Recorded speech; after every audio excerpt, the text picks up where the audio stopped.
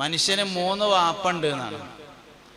ഒന്ന് നമുക്ക് ജന്മം നൽകിയ വാപ്പ, എൻ്റെ വാപ്പ അബൂബക്കർ മുസ്ലിയാർ സമസ്തൻ്റെ മുഫത്തിശ്ശായിരുന്നു. രണ്ടാമത്തത് ആദം നബി അലൈഹിസ്സലാം, മനുഷ്യകുലത്തിൻ്റെ പിതാവ്, അബൂന അബുൽ ബഷർ സയ്യിദുന ആദം അലൈഹിസ്സലാം. മൂന്നാമത്തെ ഒരു വാപ്പുണ്ട്, അത് ആത്മീയ പിതാവ് എന്നറിയപ്പെടുന്നതാണ്. അത് നമ്മളെ വാപ്പ ഇബ്രാഹിം നബിയാണ് അലൈഹിസ്സലാം. മില്ലത്താബീകും ഇബ്രാഹിം ഹുവ സമ്മാകുമുൽ മുസ്ലിമീൻ.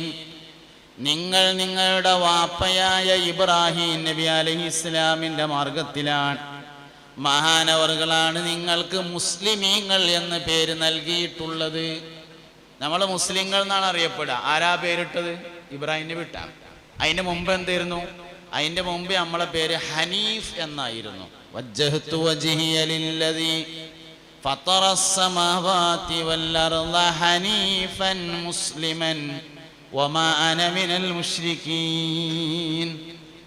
വജ്ജഹ്തു വജ്ഹിയ, ഞാൻ എൻ്റെ ശരീരത്തെ നേരിടിക്കുന്നു, ലില്ലദീ, ഒരു അല്ലാഹുവിലേക്ക്, ഫത്തറസ്സമാവാതി വല്ലർള, അവൻ ആകാശഭൂമികളെ സൃഷ്ടിച്ചിരിക്കുന്നു, ഹനീഫൻ, ഞാൻ ഹനീഫായ നിലയിലും മുസ്ലിമൻ, മുസ്ലിമായ നിലയിലും.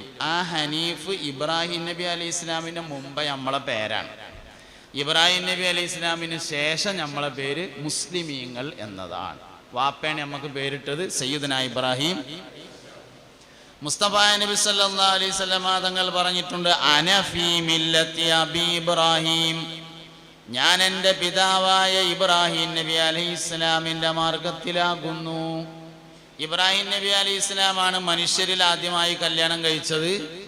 നമ്മളമ്മയായ ഹവ്വാ ബീവി റളിയല്ലാഹു അൻഹയാണ്. ജിദ്ദയിൽ ഹവ്വാ ബീവിയുടെ പേരിൽ ഒരു ഖബർസ്ഥാനുണ്ട്. ആ ഖബർസ്ഥാനിലാണ് ഹവ്വാ ബീവിൻ്റെ ഖബർ ഉള്ളതെന്ന് പറയപ്പെടുന്നു. എവിടെയാണെന്നറിയില്ല, ആ ഖബർസ്ഥാനിൽ എവിടെയോ ആണ്. ആ ഖബർസ്ഥാനിന് മൊത്തത്തിൽ ഹവ്വാ ബീവിൻ്റെ പേരാണ് നൽകിയിട്ടുള്ളത്.